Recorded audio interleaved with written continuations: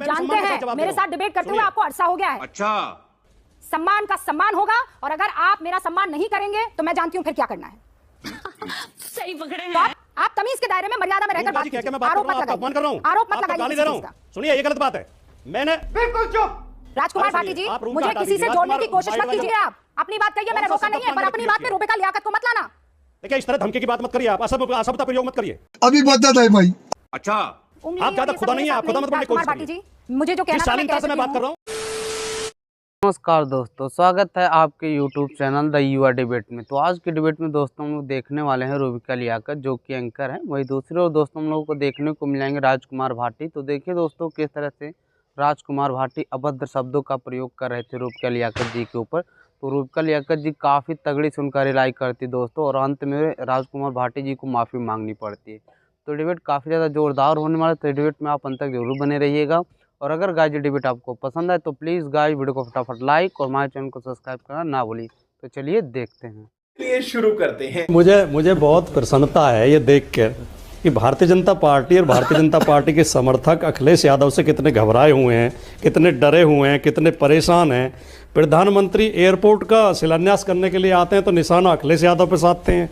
मुख्यमंत्री की नींद उड़ी हुई है। मुख्यमंत्री सोते जागते उठते बैठते भजन करते घंटी बजाते शंख को बजाते अखिलेश यादव जपते हैं।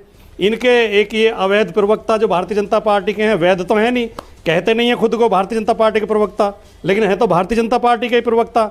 उन्हें चिंता अखिलेश यादव की। अच्छा, आपने सवाल किया एयरपोर्ट पे, आपने आचार्य जी के सवालों पे सवाल किया, लेकिन उन्हें कुछ नहीं दिखाई देता। अखिलेश यादव, अखिलेश यादव, अखिलेश यादव। लेकिन मैं आज के कार्यक्रम के बारे में रूबिका जी दो बातें जरूर कहना चाहूँगा।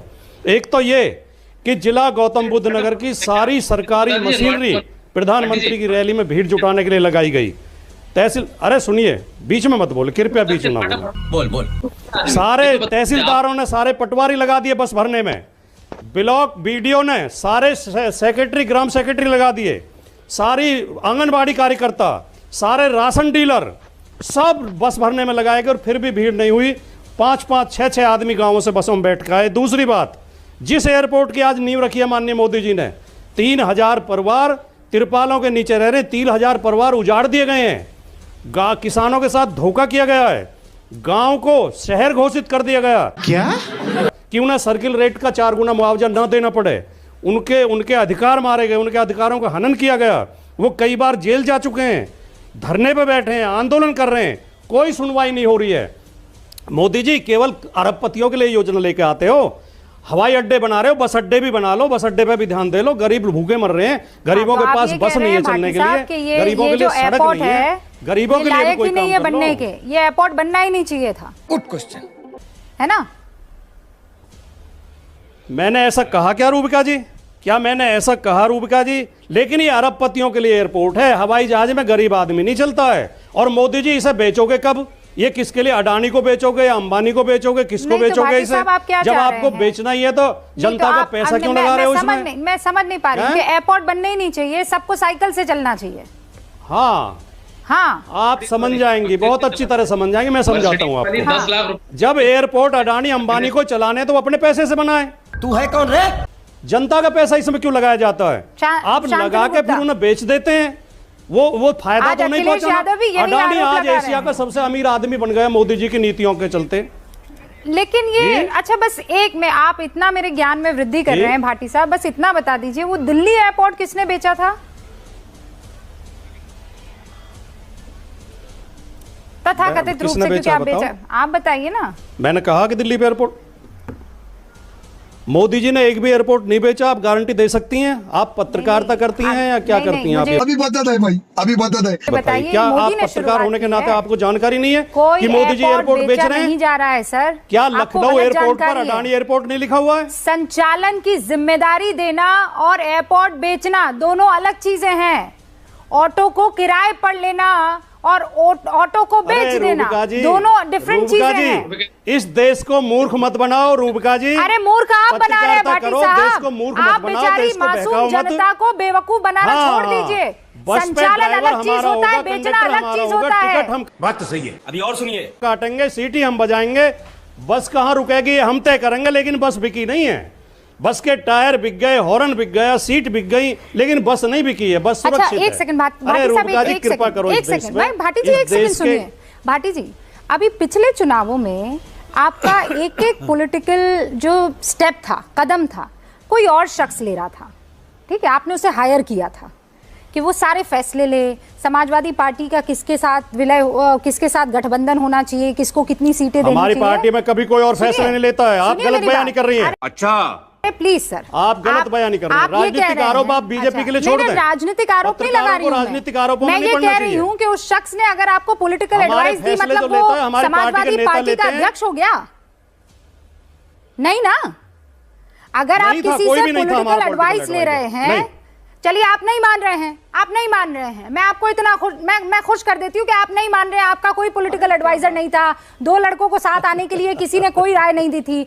मैं कह रही हूँ गलत बात दूसरी कहेंगे तो पॉलिटिकल हम कैसे मान पार्टियां लेंगे? अगर किसी पॉलिटिकल एनालिस्ट को लेती है अपने अपने पॉलिटिकल एजेंडा को आगे बढ़ाने के लिए, तो वो उसको अध्यक्ष मान लेती है। ये फंस गया सी। हाँ मैं बताता हूँ। अगर भारतीय जनता पार्टी रूबका लियाकत को अपना एडवाइजर नियुक्त भाटी करती है, जी सुनिए तो ना, उसका आप इस नाम तरीके की रूबका बेकार की भारतीय बातें जनता मत पार्टी नहीं कीजिए। करेगी। राजकुमार भाटी, तमीज के दायरे में रहकर मेरे साथ अच्छा, डिबेट राजकुमार कीजिए। भाटी को करती है। राजकुमार भाटी, आप तमीज के दायरे में सुनिए, रहकर बात बदतमीजी आप कर रही हैं। बदतमीजी आप कर रहे बदतमीजी हैं आप कर और रही हैं, मैं मैं आपके सवाल का बदतमीजों के जवाब साथ दे रहा हूं। बहस नहीं करूंगी। मैं आज बहुत अजीब सम्मान पत्रकारों के की साथ, स्थिति हो गई है। मैं सम्मान या के तो साथ आपकी आपसे हाँ में बात हामी कर लाएं। रही हूँ और सम्मान से आप मेरे सवालों का जवाब दीजिए। शाबाश बेटा। आप मेरे अरे ऊपर मैं भी पर्सनल रूबका जी अटैक सम्मान के करेंगे साथ ही तो आपको भाटी जी लगा के साहब मैं बोल रहा हूं, आप मैं भी जानते सम्मान के साथ हैं जवाब दे मेरे रहा हूं। साथ डिबेट करते हुए सुनिए। आपको अरसा हो गया है। सम्मान का सम्मान होगा और अगर आप मेरा सम्मान नहीं करेंगे तो मैं जानती हूं फिर क्या करना है। तो आप तमीज के दायरे में, मर्यादा में रहकर रूबका बात जी कह के कीजिए। मैं बात कर आरोप रहा हूं, मत आपका अपमान कर रहा हूं, लगाइए, आरोप मत आपको लगाइए गाली किसी दे रहा चीज हूं। का। सुनिए, ये गलत बात है। मैंने राजकुमार अरे सुनिए, भाटी जी, आप रूबका मुझे हटा किसी दीजिए। से जोड़ने राजकुमार की कोशिश मत एडवाइजर कीजिए। बना दिया। नहीं, अगर आपको इस तरह धमकी देनी तो आप अपनी डिबेट मत बैठाया करो। डर गई। बात हम अपनी कहेंगे। नहीं, आप अपनी कहेंगे तो धमका उसमें क्यों मैं रही नहीं हैं? आनी चाहिए। आप अपनी बात कहिए, उसमें रूबका लियाकत मैंने नहीं कौन आनी सा चाहिए। अपमानजनक शब्द किया? व्यक्तिगत नहीं होंगे आप, अपनी बात कहिए, कौन मैंने सा रोका शब्द नहीं है, पर अपमानजनक अपनी प्रयोग बात में किया? रूबका लियाकत को मत लाना। अब आगे बढ़िए बोलने दो, एक बात और बोलने अपनी दो। बात एक बात खत्म बोलने कीजिए, दो। पर रूबका लियाकत से दूरी बना के मैंने एक रखिएगा। बात- मैं खत्म कर रहा हूं, बिल्कुल मैं खत्म कर रहा हूं, बिल्कुल। आपने गलत तरीके से समझा। मैंने एक उदाहरण देकर बताया आपको। आपका नाम की जगह मैं अपना नाम रख देता हूं। हाँ, रखिए अगर अपना नाम। राजकुमार भाटी मेरा नाम एडवाइजर है, नहीं। तो पार्टी के नाम के पहले राजकुमार है। अरे आपको इतना बुरा क्यों लगा? मैं एक उदाहरण दे रहा हूं, आप खुद सवाल मत पूछ रही दीजिए हैं। ना उदाहरण, उस उदाहरण को अपनी जेब में रखिए। एयरपोर्ट चौधरी चरण सिंह हवाई, देखिए इस तरह धमकी की बात मत करिए। आप असभ्यता प्रयोग मत करिए। अच्छा, उंगली आप ज्यादा और ये सब खुदा मेरे नहीं है, साथ आप खुदा मत बनने की राजकुमार कोशिश भाटी करिए। जी, मुझे जो कहना जिस था मैं शालीनता कह से मैं चुकी बात हूं। कर रहा हूं। मैं तरीके से अरे आपको धमका क्यों समझा रही हैं चुकी आप? हैं। क्या- क्यों नहीं क्या- क्यों धमकाऊंगी? धमका रही हैं आप मुझे? मेरे नाम का इस्तेमाल करेंगे तो मैं आपको अरे नहीं मैं भी समझा धमकाऊंगी। रहा हूं आपको, मैं भी शालीनता से समझा रहा हूं। वाह, मैं भी शालीनता से समझा रहा आप हूं। एक वाह करेंगे, आप मैं हमें तीन वाह धमकाएंगे कर सकती और हम हूं। चुप रहेंगे। हम आपस में उलझने के लिए यहाँ पर नहीं आए। ब्रेक करूं उससे पहले मैं चाहती हूं कि आप अपनी बात पूरी कर लीजिए। कोई लीजिए। अपमानजनक शब्द प्रयोग नहीं करा। अच्छा लेकिन आपकी दिक्कत यह है कि आप बीजेपी के खिलाफ सुनना नहीं चाहती। आप सुनिए, आपकी मैंने दिक्कत ये नहीं है। अच्छा वो आपकी दिक्कत टिक ये वाला है उदाहरण कि अभी बीजेपी रूबिका के खिलाफ लियाकत आप नहीं सुनना तो कौन नहीं थे? चाहते। राजकुमार भाटी जी, शांतनु गुप्ता से जो सवाल पूछ रहा था वो कौन था? इससे क्या मतलब? यहाँ मैंने कोई ऐसा और कुछ आकर गलत बात कर नहीं रहा कहा। देखिए था। आप बिल्कुल गलत मेरे खिलाफ बोल रही हैं। आप मुझे गलत अपमानित कर रही हैं। मैंने आपके खिलाफ कोई असभ्य शब्द प्रयोग नहीं किया। मैं आपका सम्मान करता हूं, आप बहन आपने हैं, मुझ पर आरोप अच्छी लगाए पत्रकार हैं और मैं उन आपके आरोपों खिलाफ को कभी लेने से अपशब्द इनकार प्रयोग करती कर हूँ। ही रुकिए, नहीं एक सेकंड ब्रेक नहीं होगा, एक सेकंड। अभी मजा आएगा ना। राजकुमार भाटी जी, अब आरोप अपनी नहीं बात लगाया, खत्म मैं कीजिए। केवल एक उदाहरण मैं दे ब्रेक रहा लूं था। उससे पहले आप अपनी बात खत्म कीजिए। मेरी बात खत्म होगी। अब अगर आपको इतना बुरा लगा तो मैंने उदाहरण रूबिका का दे दिया, उसके लिए माफी चाहता हूं। लेकिन मैं एक उदाहरण दे रहा था, मैं अपना नाम रख देता हूं उसकी जगह।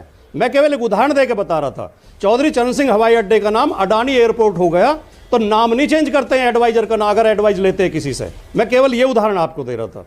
अगर समाजवादी पार्टी किसी से सलाह लेगी, प्रमोद कृष्णन से सलाह लेगी, तो पार्टी का नाम प्रमोद कृष्णन समाजवादी पार्टी नहीं रख देगी। अच्छा ठीक है। मैं केवल ये उदाहरण दे रहा था। जो आपको बुरा लगा उसके लिए माफी चाहता हूं। हो सकता है मैंने शब्द जल्दी में प्रयोग कर दिया हो, लेकिन मेरी नीयत गलत नहीं थी और मैं आपको कोई अपमानित नहीं कर रहा था। Thank you Bhati ji, thank you. Rajkumar Bhati ji, देखिए, आप लोगों का एक स्टैंड मैं आज भी इसलिए पसंद करती हूँ कि आप हारते हैं तब भी ईवीएम, जीतते हैं तब भी आप कह देते हैं कि हमें ईवीएम पर भरोसा नहीं है। सही पकड़े हैं। तो आपका स्टैंड एकदम क्लियर है इस मामले पर।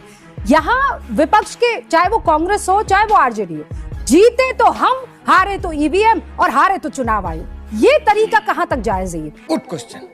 देखिए, आपने अपने शो का नाम दिया है आपातकाल वर्सेस डेमोक्रेसी। डेमोक्रेसी दुनिया में शासन करने की सबसे बेहतर पद्धति है, इससे बढ़िया कोई पद्धति नहीं है। डेमोक्रेसी अपने आप नहीं चलती है। डेमोक्रेसी को चलाने के लिए और उसे बचाए रखने के लिए प्रयास लगातार करने पड़ते हैं, लगातार बोलना पड़ता है। डेमोक्रेसी के लिए जरूरी है जागरूक जनता, मजबूत विपक्ष और निष्पक्ष मीडिया। हाँ। ठीक है, समझ गया। अगर इन तीनों में से कोई सा कमजोर पड़ता है, डेमोक्रेसी कमजोर पड़ जाती है। ये भारतीय जनता पार्टी के ऊपर हर चुनाव में आरोप लगता है और इसलिए संदेह हो रहा है, कंचना जी इसलिए कह रही हैं और हमें भी संदेह है कि भारतीय जनता पार्टी ये प्रयोग चुनावों में करती रही है कि विपक्षियों के वोट कटवा देंगे। और जिस दिन पोलिंग होगा, चुनाव आयोग का निर्देश होता है, चुनाव आयोग का सिद्धांत है कि ज्यादा से ज्यादा मतदाता सूची में लोग शामिल होने चाहिए, कोई बचे नहीं, सबके वोट बनाए जाएं और ज्यादा से ज्यादा मतदान होना चाहिए। अच्छा, बोल बोल। और काउंटिंग में भी ये नियम होते हैं कि केवल इंटेंशन देखी जाए मतदाता की। अब तो खैर मशीनों से होते हैं चुनाव, जब बैलेट से होते थे, जिधर चिन्ह ज्यादा है उधर गिन लिया जाएगा, कैंसिल ना की जाए वोट। लेकिन ये क्या करते हैं, वोटर लिस्ट से वोट काटते हैं। मतदान वाले दिन पुलिस लगा देते हैं, पुलिस बूथों तक नहीं पहुंचने देती मतदाताओं को। ये सब दोगलापन है। खूब सरेआम सबने वीडियो देखे होंगे उत्तर प्रदेश के उपचुनावों में, और खास मोहल्लों में लगाई जाती हैं जहां पीडीए के वोट होते हैं, जहां ओबीसी या एससी या मुस्लिमों के वोट होते हैं, वो पुलिस लगाई जाती है। पर पुलिस भाटी जी, फिर भी आई आप कार्ड चेक करती फिर है। भी आप लोग जीत जाते हैं, ऐसा कैसे? नहीं, इन्होंने लूट ली नहीं 7 सीट उपचुनाव में। 10 सीट पर चुनाव हुआ था, आप लोग 7 37 सीट आई बीजेपी ने लूट ली। कुछ भी। If I am not wrong, Uttar Pradesh में, मैं, हाँ, आप उपचुनाव की बात कर रहे हैं, लेकिन उत्तर प्रदेश में आप लोगों ने बीजेपी को परेशान कर ही दिया ना। वो तो हमारी ताकत है, नहीं, वो तो आपकी जनता का ताकत स्नेह है, जनता का आशीर्वाद है। अब इसमें अगर ये ईमानदारी से चुनाव करते तो हमारी 55 सीट होती। नहीं, ठीक है, हम 37 पर रोक दिए इनकी बेईमानी में। आप मेरी बात सुनिए ना। लेकिन मैं जो कहना चाह रहा हूँ वो बहुत महत्वपूर्ण बात है। एक बार बस मैं आपको ये इस सवाल का जवाब दे दीजिएगा, फिर आप अपनी बात कंप्लीट कर लीजिए। अभी मजा आएगा ना। मैं बस आपसे ये समझना चाह रही हूँ, आप ये कह रहे हैं कि ये लोग दुरुपयोग करते हैं, ये पुलिस लगा देते हैं, ये चुनाव आयोग का जो है नाजायज इस्तेमाल करते हैं।